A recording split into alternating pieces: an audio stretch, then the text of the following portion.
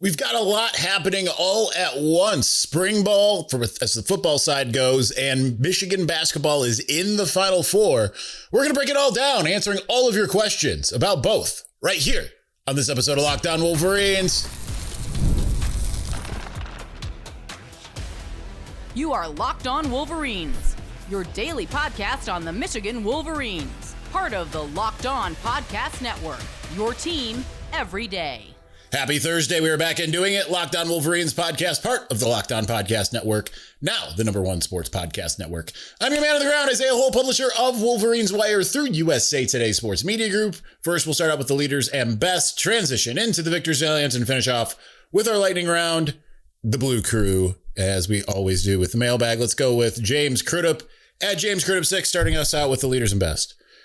So the same people who told us that 2022 Blake Corum would be fourth on their depth chart also believe that a 4th/5th string linebacker transferred there to contribute on the field. All right, then. I've not paid too much attention to the discourse that's happened in the aftermath of the Maize and Blue Review article by Trevor McHugh, who is also, by the way, just a fando. Actually, that's what we should be called, fandos. A fellow Lando Norris fan. We had our 2 episodes of Monday GP. Got to do that again. Anyway. Yeah, I mean, it's... Of course, they're going to sit there and they're going to try to make it into like, oh, no, he was really valuable. You know, like he was someone that we absolutely needed, even though he was like lightly used on special teams. Like, how did he get a scholarship at Ohio State?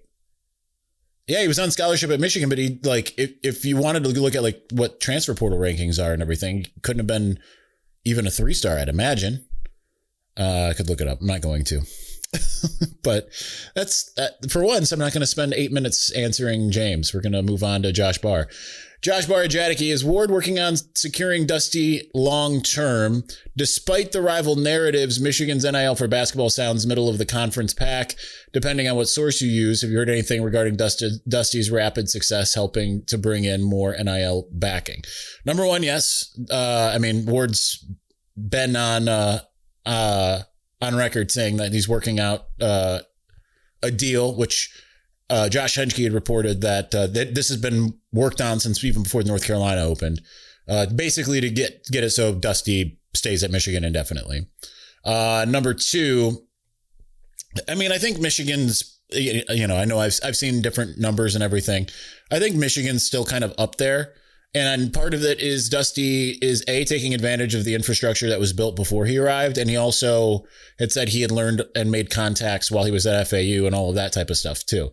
So you have those things working together. But also I think like that Yaxel story is true, by the way, having talked to people that Kentucky had offered him 8, 9, something like that, closer to 9. And he's making like 3.3 or so at Michigan. And it's part of like the recruiting pitch too, right? Like, yeah, you can go do that there. That's great. Or like you can do this here and you'll make more money long term, right? Like that's essentially like the pitch. Like we've got things built out better for you to win now and showcase your talent than Kentucky does right now. I'm not saying this was the pitch that they gave Yaxel. I'm just saying in general, but like that's the type of thing. Like if you have a good pitch, like you could sit there and tell someone like, you know, yeah, we're going to offer you this and, you know, maybe you'll get this. Now Kentucky's a hard one to make that against because it's truly a basketball blue blood and, you know, has had recent success. I mean, maybe not a championship, but like, you know, they're as rabid about basketball as anything.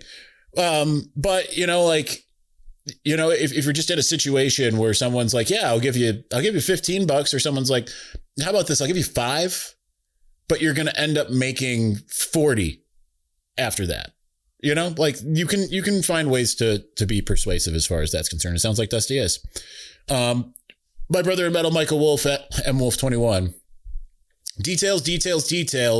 Been hearing about how this coaching staff is focused on all the little details. How much of a difference do you think this makes on the season? It could make all the difference because, like, just think about, this is well before my time covering the team, but certainly, you know, I didn't miss a game in this era. think about what it was like defensively, for instance, going from Rich Rodriguez to Brady Hoke. Like, you went from having one of the worst, I can't even go back this far anymore on CFB stats, but one of the worst defenses in the country to a top 10-ish unit, like basically overnight.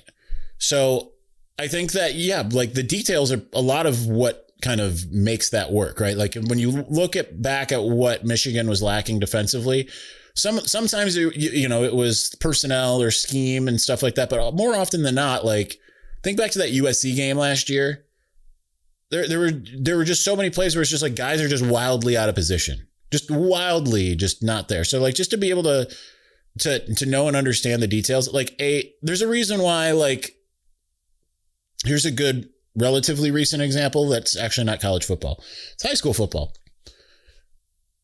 Now, when you look at the talent that Belleville had when it was Bryce and Elijah Dotson and all of these players, compared to what Detroit Catholic Central out of Novi had, you would look at it and you would say, like, well, Belleville should destroy them. I mean, they've got like a full team of guys that are going to be going to big schools all over the country.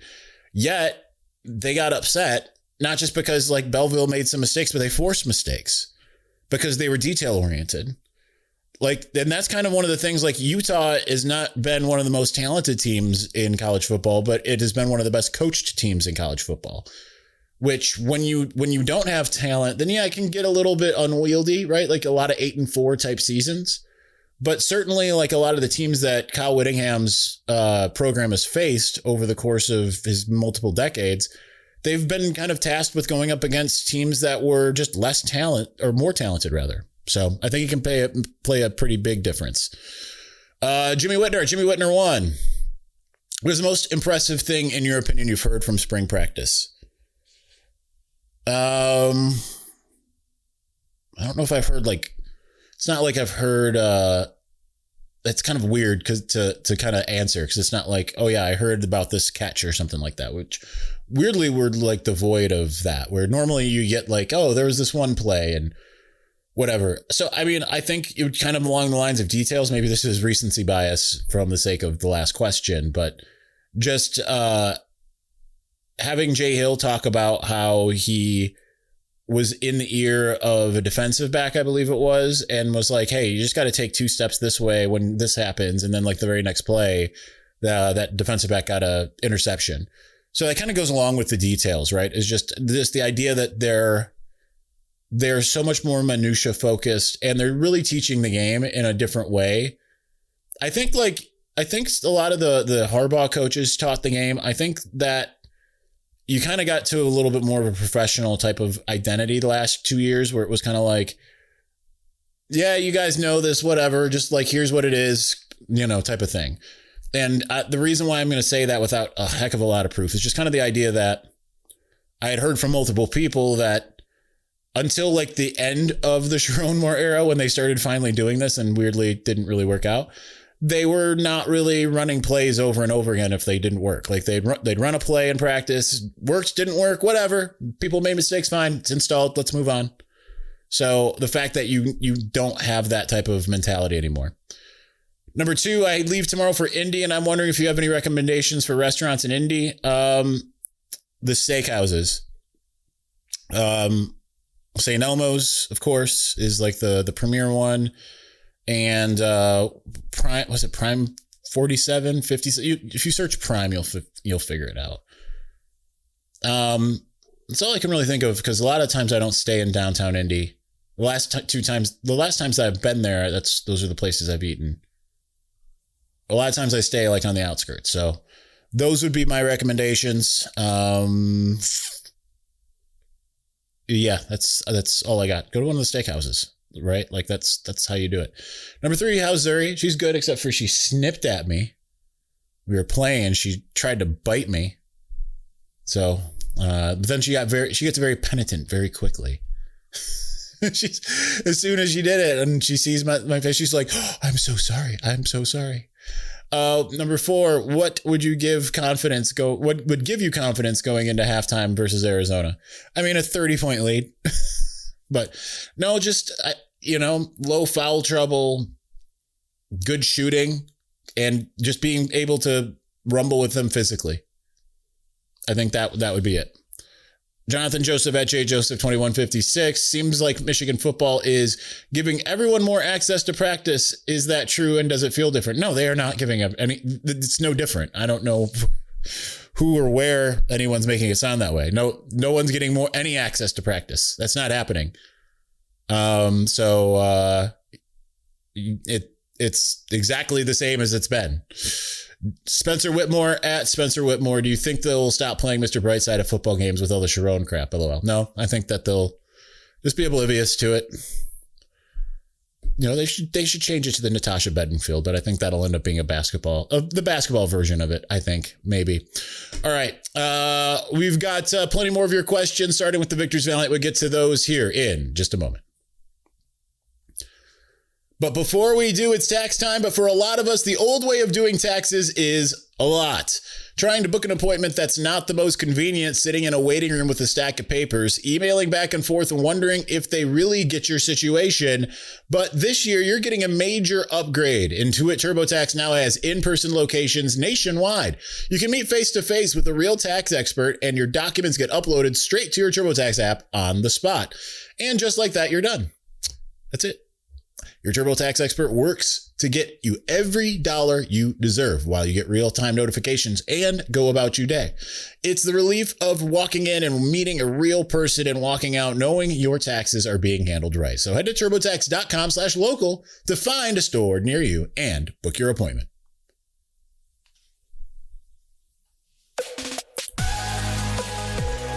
Get your first month of the Everydayer Club for free when you use the code MARCH. You'll unlock ad-free episodes and entry into our private listener group chat where I'm hanging out daily.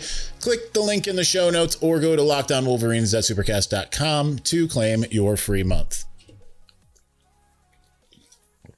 All right. Doubly caffeinating today. I don't know if it's the gloominess, but very, very sleepy on my station.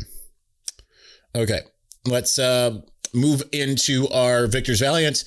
Edwin Simmons at Simmons_Edwin. Happy Thursday, my brother in Christ. Your prediction for Saturday's game? I'm going to go with Michigan.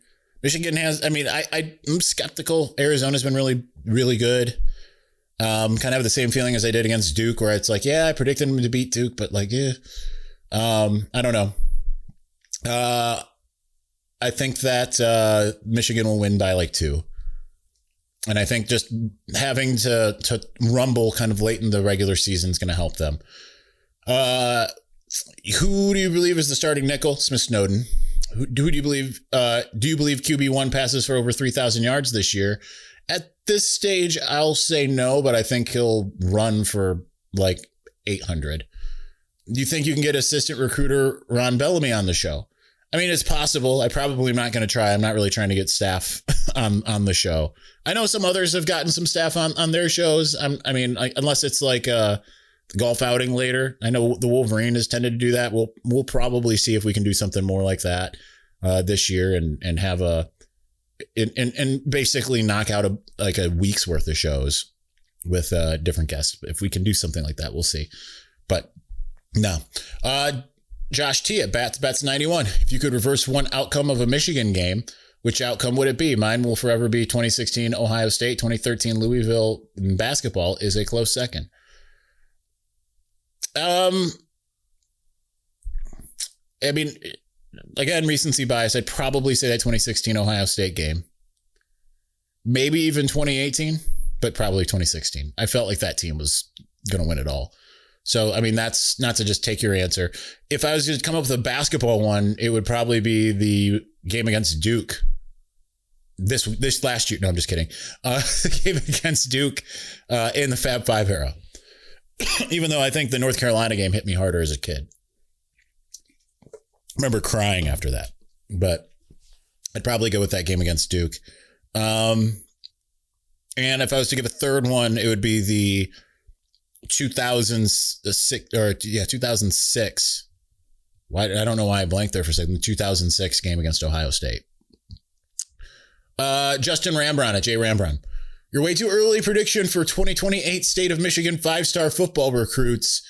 Wide receiver DeAndre Bidden, edge Jaden Bell, quarterback Donald Tabron II. In your opinion, how many of them will we land? My brother in Christ, I'm barely even on the 27. Like, the way I don't cover recruiting the same way as like Bryce Merritt or Ethan McDowell, where they can keep things straight to 2029. I will start covering recruiting in earnest after the spring game for 2027. And therefore, 2028, I will start covering that class in April of next year. So, I mean, I'd imagine they'll get at least one. They'll probably get two. I don't know if they'll get all three. Tabron's the only name that I knew offhand. So my apologies. I've just too much rattling around in the brain here, in the mind grapes, to be able to keep that much straight. That's just a way to confuse myself. David Pruden at Dave H. Pruden. Do you have any news on the linebacker room? Only thing is right now, Troy Bowles and Nathaniel Owusu-Boateng seem like they're at the top. I don't know if I haven't heard if Nate Staling's been practicing. He had an injury coming in before spring, so we'll see. Also, what's more likely? Yaxel goes for 30 and we win, or he goes for 30 and we lose? It goes for 30. Michigan probably wins unless the backcourt goes over. You know, that I think if Yaxel goes for 30, assuming that like he's not like siphoning a ton from everyone else, I think Michigan would win that game. All right. Great Bambino X at Colossus Cloud X. Let's say Velazquez was approached by the PI firm and offered compensation to help, spotted Ohio and money for his struggling family. What kind of action could be taken by Michigan? Certainly would be the most scandalous cheating scheme in history, right? With a winking face. I think it would be. So draw your own conclusions about what I think about it. But I mean, I don't know. I'm sure, I mean, lots of litigation. Also kind of depends on if Velazquez is playing ball, right? If he's cooperating, which I'll just give you my own little winky face with that. Jacob Shavaria at Shavaria. Let me hear the pitch you would give to Dusty May to stay. Do you personally know if Ward has spoken to Dusty's agent?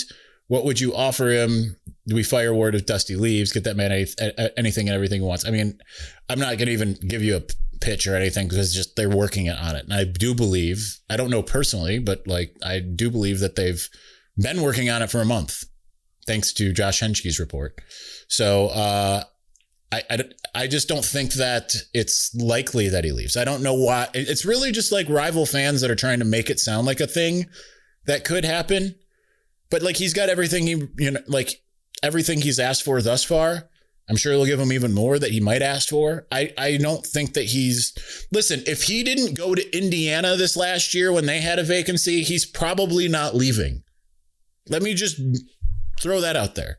Indiana, where he went, where he was mentored by Bobby Knight. Like if he's not leaving for that job, chances are he's probably not going anywhere. K-Lob 711. Do you see the current receiver tight ends group being at least as good as Roman, Cornelius, Colston, and AJ Barner? I think those guys should get more credit than they did. They weren't superstars, but they were really solid. God bless. I mean, obviously, Colston and AJ were. Roman was good. Cornelius was intermittent, but clutch is the best way I can put it. But I think, I mean, it's too soon to tell.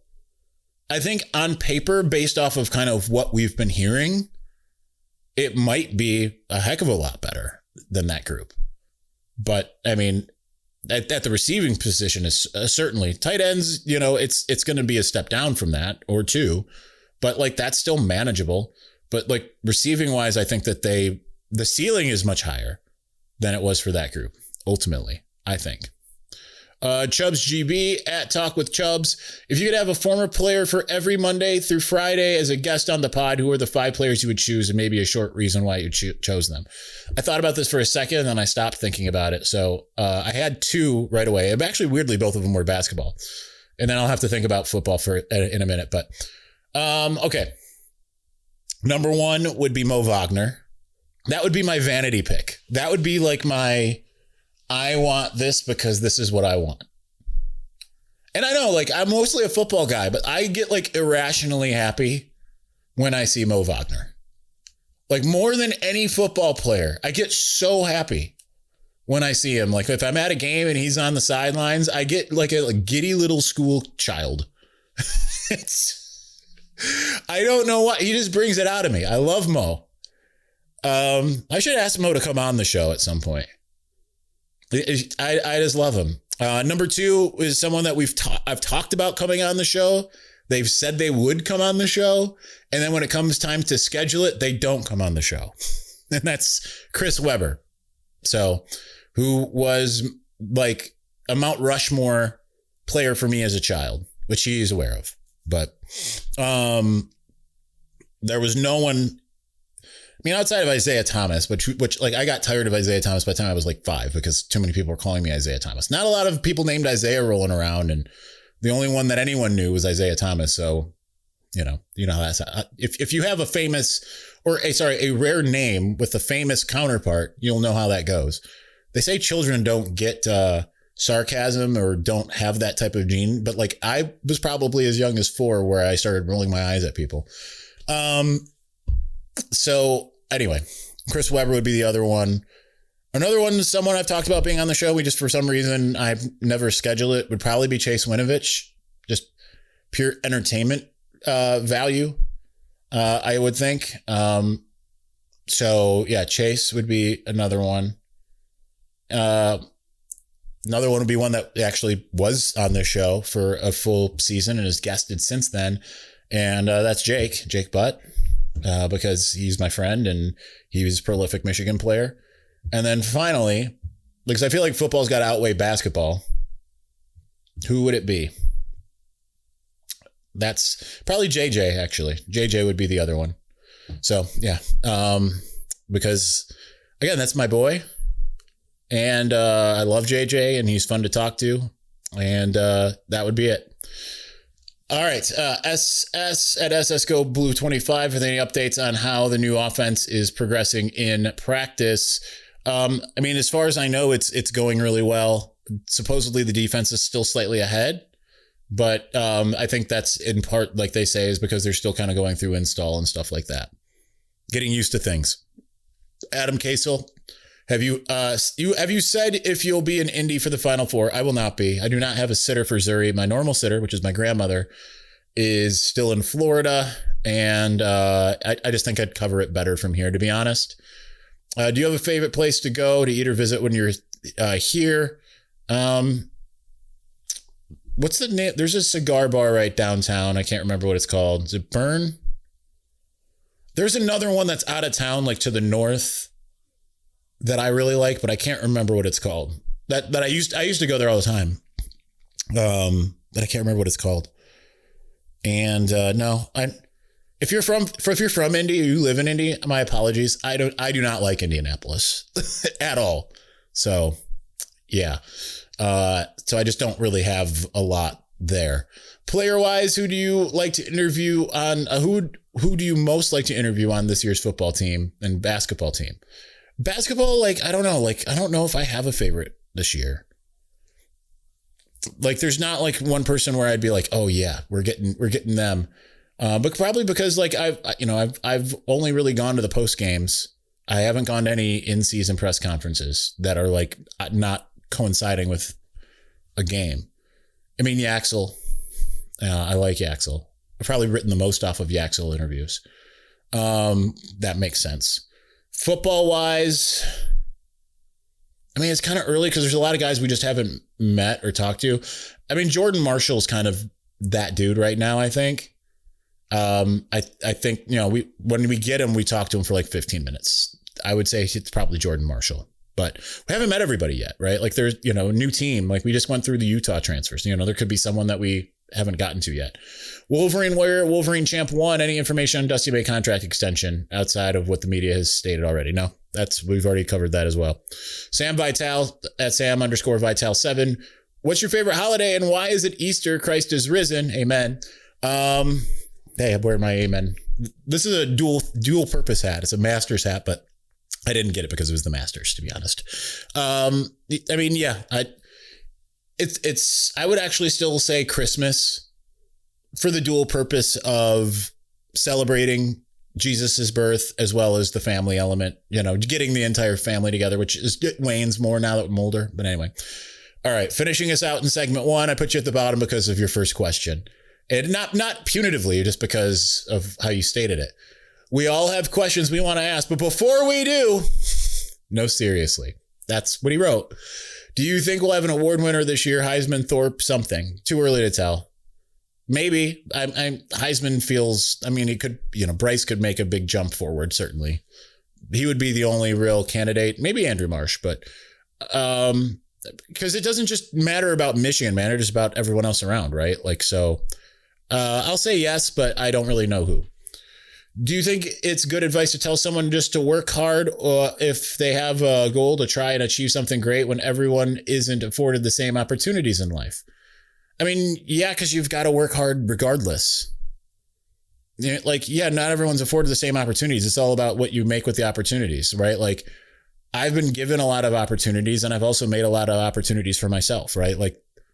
This job, none of the positions that I currently hold existed before I started them. Yes, the opportunities were offered to me, but they were offered to me after I worked to get to a point. The position at 24/7 Sports that I had didn't exist before I essentially created it. And then when they eliminated the position, essentially, because of the merger between Scout and CBS, or after CBS bought Scout, then that afforded me the opportunity with this. But you have to be able to work hard. If you don't work hard, you're not going to create opportunities. So I think it's definitely good advice. Work hard, but also work smart. You can't, if you work hard, but not smart, then it's not going to really do anything.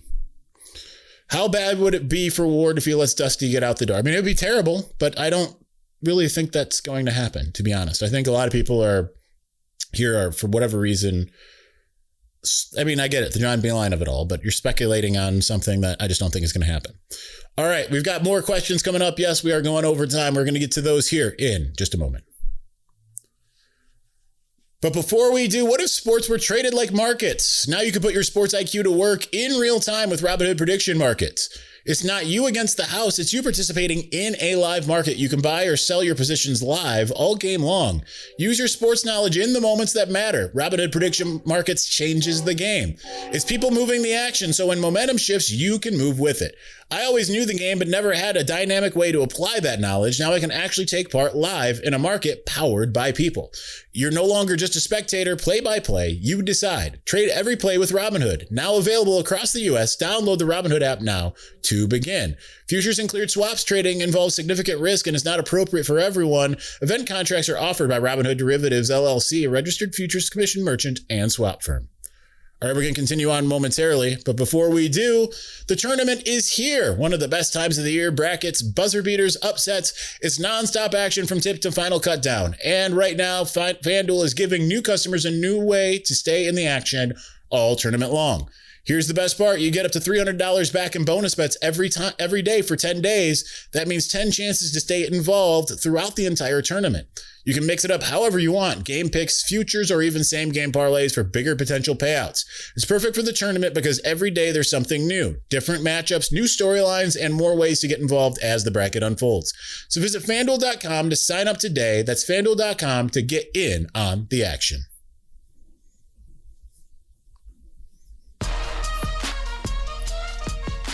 All right, we got a lightning round this. We're already pretty far over. We're past time already, which is pretty rare that we get to this point. I left it open a little longer than I intended.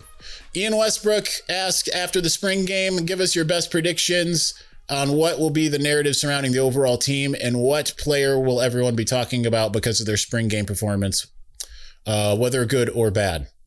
I will go with player-wise, I think Bryce Underwood, Savion Hyder, and JJ Buchanan. And then I think the narrative will just be the offense suddenly looking a lot more explosive. And then there will be some questions about the defense as a result, even though I think the defense will be better than what it looks in the game, even though I think the defense is ahead of the offense. I just have faith that the talent is going to shine through offensively in the game. thanks as always, and have an awesome Easter. He's alive. God bless. And yes, he is risen. He is alive. Marshall Matters, any buzz on Jamar Browder? Was hopeful for him to be an impact player. No, there's been none.